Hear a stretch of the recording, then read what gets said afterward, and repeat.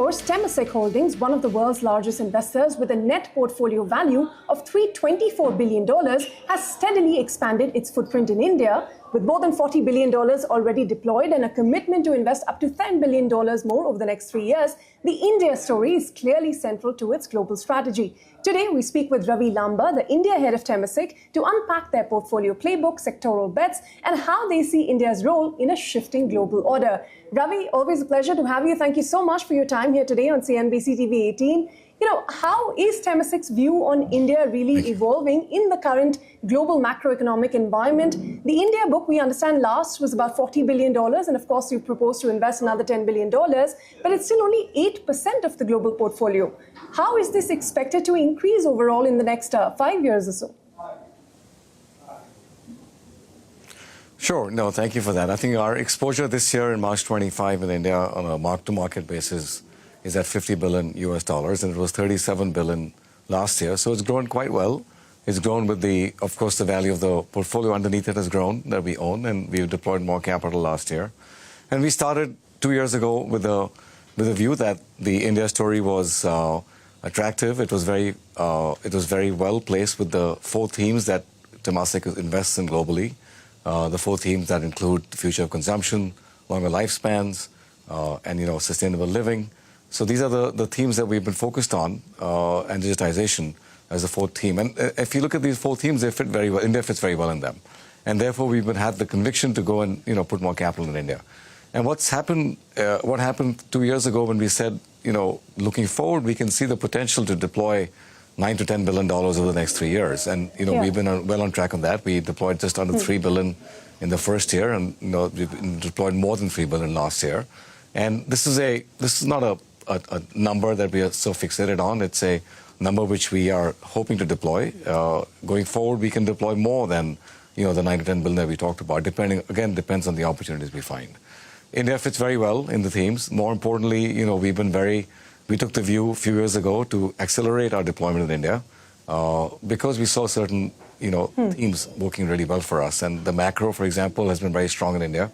The $4.3 trillion economy, almost equal to Japan on a PPP adjusted basis. The capital markets have deepened a lot. We can talk about that if you like. The fact that inflation is well under control, below 5%. The economy is growing at 7%. India continues to be amongst the fastest of the large economies in the world in terms of GDP growth. And the foreign exchange reserves position is very solid. Monetary policy, government policy is consistent. Certainty is there. So we feel that's a very favorable environment for us to keep expanding our portfolio in India.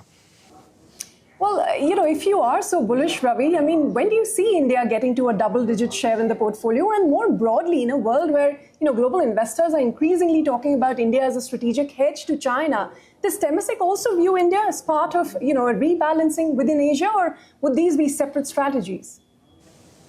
So we don't allocate capital to geographies or sectors. We are very bottom-up driven investors, and so wherever we see the bottom-up opportunity, we will invest capital. And again, the 8% that you quoted is the right number, but it's an outcome of our investment activity. It's not that we decided that we would be X percentage in India, X percent in China or the US for that matter. What we're doing now, looking forward, we see opportunities to deploy capital in the US and in many countries in Europe. India, we are starting to increase our exposure in Japan. And, of course, China is still a very stable part of the portfolio. So our activity is totally bottom-up driven. All right. So, in the current environment, let me come to the markets in India. Almost now back to the peak levels that we saw in September last year. How are you positioning Temasek Capital in the listed space? Where do you see pockets of value? Which sectors really stand out? That's a good question. Look, we are agnostic to public and private markets. We are, in fact, I would say that we are increasing our exposure to public markets globally. In India, last year, we saw value and we invested. We increased our stake in HDFC Life Insurance, for example. We invested in Kotak Mahindra Bank. Another example, we put more capital into an existing portfolio in AU Small Finance Bank. So we are in public markets. We continue to see wherever we continue to see value, we will put capital to work, and especially in companies that we own, we will double down as well. So ultimately, valuation is a point in time exercise, and when we look at investing, we are long-term investors. We are not fazed by short-term volatility, and we do look at intrinsic value as our basic test to put capital to work. So whether it's public or private, the same tests apply. But let me stick to public, Ravi, for a bit then, because, financial, of course, has been a big theme for you. Half your exposure in India is there. Banks, insurance, and now fintech as well. What specific pockets in BFSI do you see meaningful investment opportunities in, where you're talking about doubling down as well? Are we going to see any big ticket deals from Temasek in this space?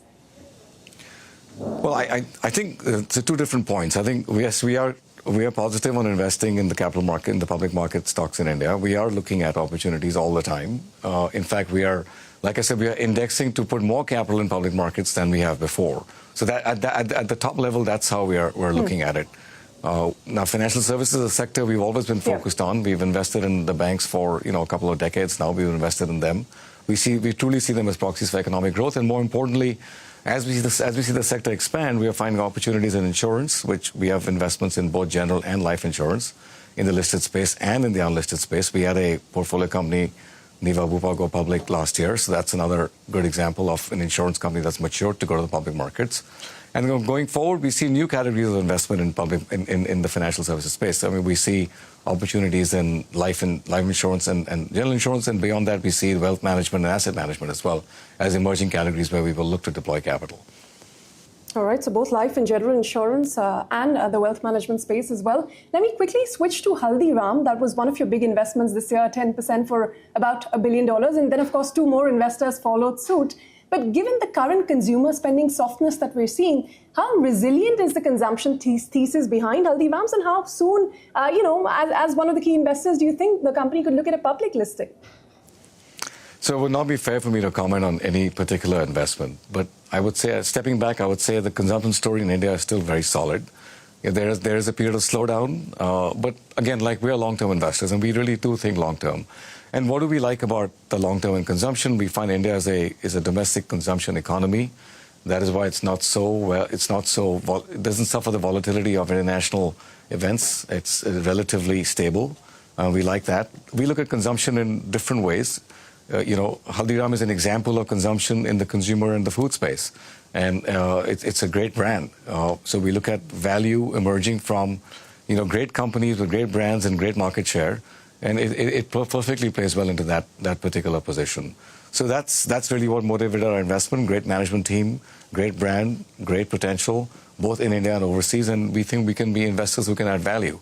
And that's the thesis. And look, consumption, thematically, we've been playing consumption ever since we've started investing in India. And I think it's suiting us really well. And we see consumption across many different parts of the economy, whether as you talked about, Haldiram, which is more consumer and food. In healthcare, we see consumption. Healthcare is part of consumption. Technology is part of consumption. Financial services is part of the consumption theme of the economy. So thematically, consumption is where we are very singularly focused when putting capital to work. All right. Let me quickly touch upon the companies that are looking to go public, because quite a few in your portfolio are taking steps towards that, whether that is ICICI Pru and Pine Labs just having filed papers, CureFit, Lenskart, Licious. They're also taking steps towards that. How many of Temaseks' portfolio company do you expect to IPO in this financial year or next? And, what really does the exit pipeline look like for you? So two different points. I think I won't wager a bet on how many will go public, but you're right. There are several who are planning to access the capital markets because capital markets are favorable. There's a great place for great companies to go public. Investors are focused. There's enough liquidity waiting to be put to work. And more importantly, I think the timing has to be right to go public. And each of these companies that are looking to go IPO are going with a particular strategy in mind, whether it's got to raise capital, whether they want to provide exits to investors, et cetera. So they're all different reasons. From our perspective, we see the IPO as one event in the company's timeline. We may not exit, we may not sell a portion, and we may buy. So I think all options are open to us as we think about a company going public. At this stage, we have not planned any large exits from any of our IPOs. We will support the business as we have before when it was private, and then we will decide at the right time whether we should exit or take some money off the table or even put some more capital to work. So this is a conversation for once the company's gone public, not right now. Okay, but what about Manipal hospitals? I mean, as the majority stakeholder, I mean, they've been in the news recently with that Sahyadri acquisition. When do you anticipate they will be IPO ready, or do you think they still need to bulk up further before a listing is explored? I think Manipal Hospitals has got good scale now with over 12,000 beds and 49 hospitals, and it's a scale at which it can go public. And we will evaluate, like I said before, from all the points I made before about timing and strategy and the rationale to going public. At the right time, we will tap the markets. The Sahyadri acquisition is a welcome addition to the portfolio, and clearly gives us good scale in the West, which was missing. We have scale in the South and in the East, and this is part of the footprint development. Now, how much will we scale is a matter of looking forward. I think when the opportunity is right, Manipal Hospitals will look at scaling more. But that does not mean that the IPO needs to happen, in advance or post that. IPO, as I said, is a separate decision, and the board and the shareholders will make that call. Well, another interesting space has been the quick commerce space in India. Of course, you have Zomato in your portfolio. Now we have its rival, Zepto, looking at an IPO. Rapido has just entered this space.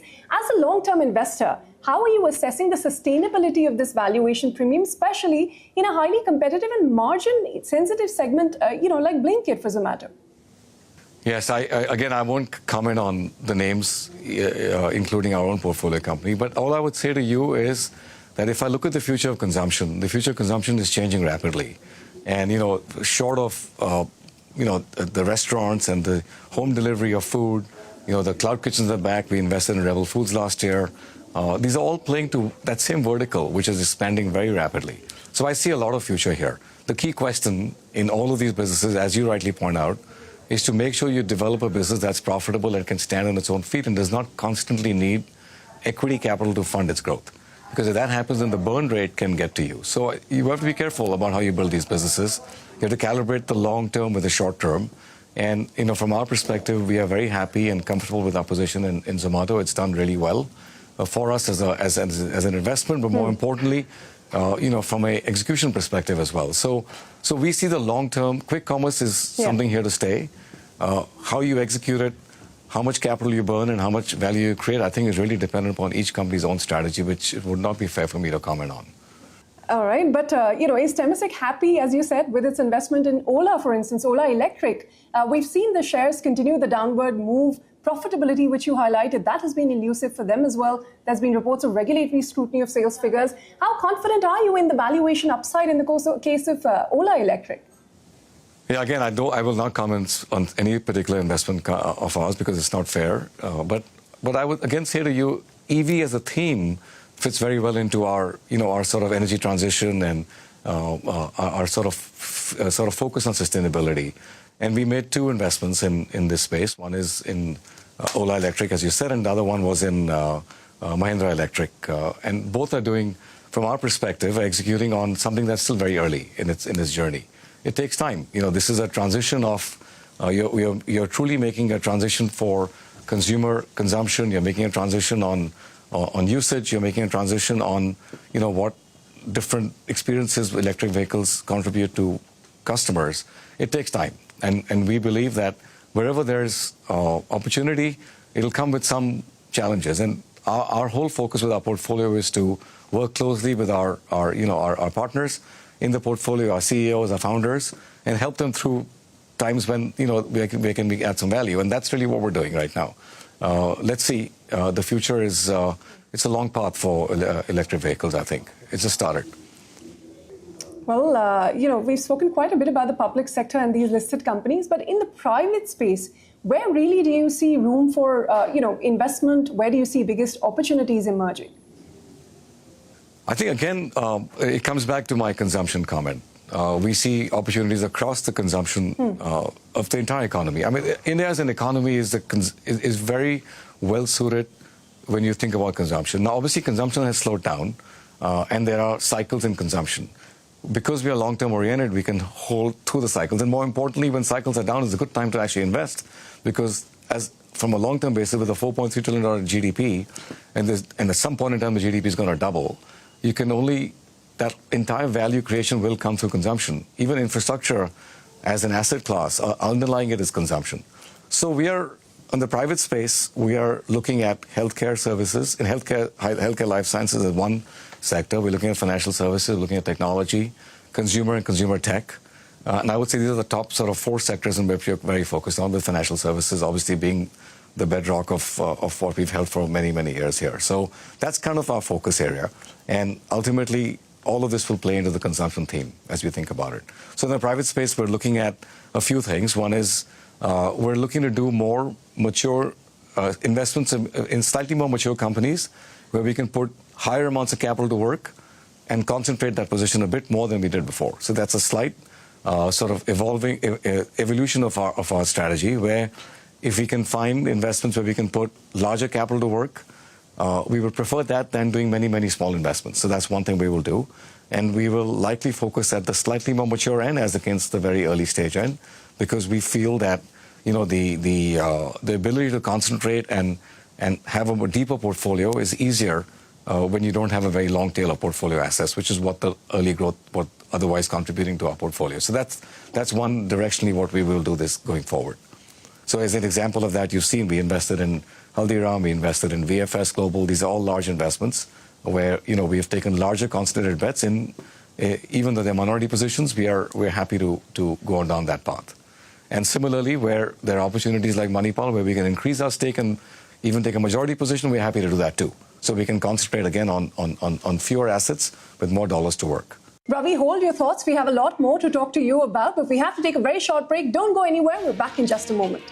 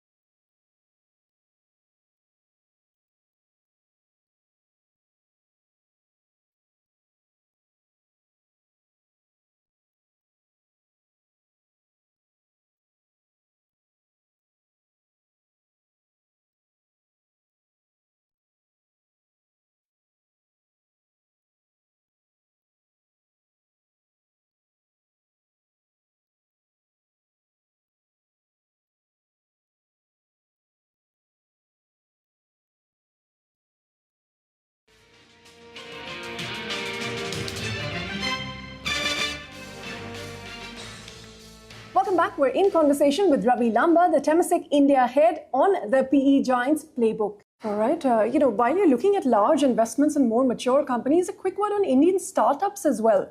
Are you seeing more discipline in spends, in cash burns coming down, a bit more focus on governance and profitability, more cleanup? Is that a space that, Temasek would look at? Yes, indeed. I mean, we have been invested, as you know, as you've seen from our list of investments in startups and early stage companies for a long time. But if I step back, over the last 10 years, we've seen a lot of changes happen, right? Money was, generally quite free. Interest rates were low. That whole environment has now changed. Interest rates are high, and money is more expensive. So that means high growth, which was in favor before, and at any high growth at any cost, now no longer is the theme, and it has to be a profitable growth. And we're seeing that mind shift change, not just because people wanted to change it, because capital is not available for companies that are, in a high burn rate. So that has already happened. We see that continuing to be the discipline amongst many companies. The companies that are leading will attract the capital. The companies that are struggling will obviously will probably have a longer path before they can raise the capital they want. And that is just the nature of the way the market is today. From our perspective, I think we are still investing in early growth across globally, not just in India. We have an innovation team, we have an early technologies team, very focused on deep tech investing. But beyond that, for the core portfolio minority growth, investing will be, the evolution is a little bit away from that early growth, but more towards the slightly more mature companies where we can see the ability to deploy more capital in lesser companies. And of course, we continue to manage the early growth portfolio that we have. We manage it as a portfolio, and the overall portfolio outcome has been very good for us. In India, for example, you talked about Zomato, which is an early growth investment for us about a decade ago. Policy Bazaar is another example, and there are several others too.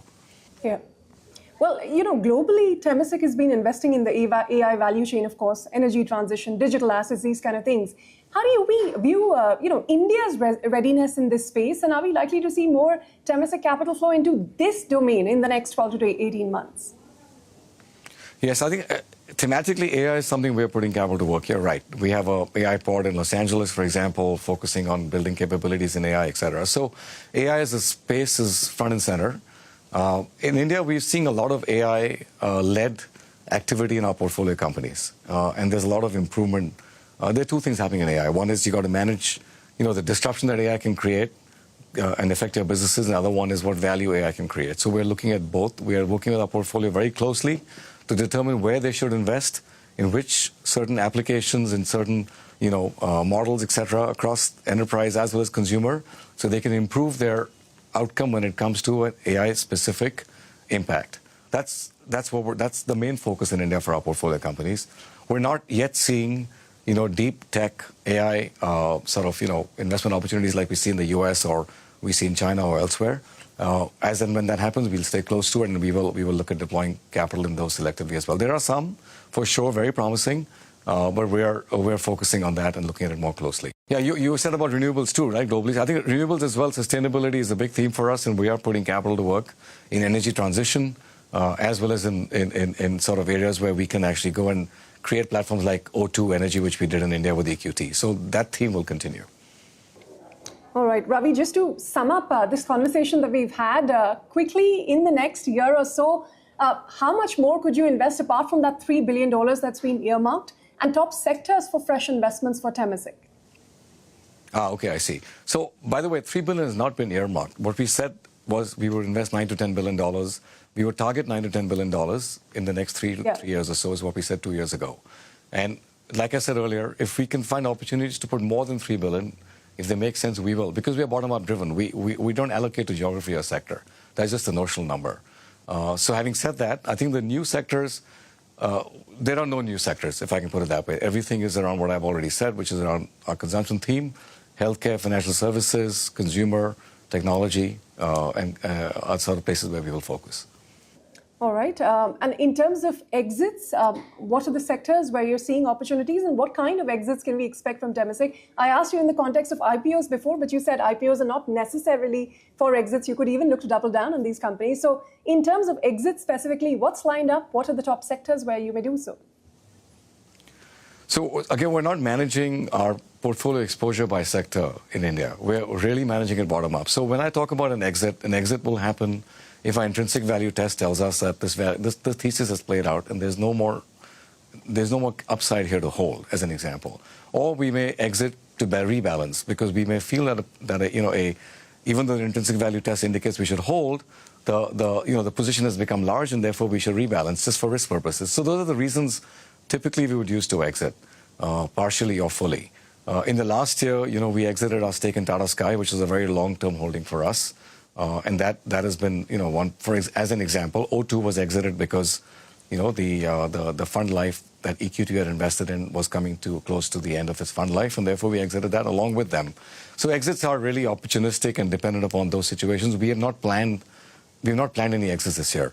Once the companies that we talked about in our portfolio, if they list, then we will think about at that point in time where the valuation is and how we want to rebalance our portfolio. So this is a conversation, is an ongoing conversation. There's no there's no pre-mediated sort of exit plan.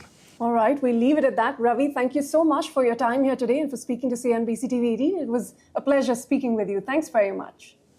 Thank you. Thanks for having me. Bye-bye. All right, on that note, we're going to wrap up this special conversation. Thanks very much for tuning in, but stay with CNBC TV18. More news and updates will continue on the other side.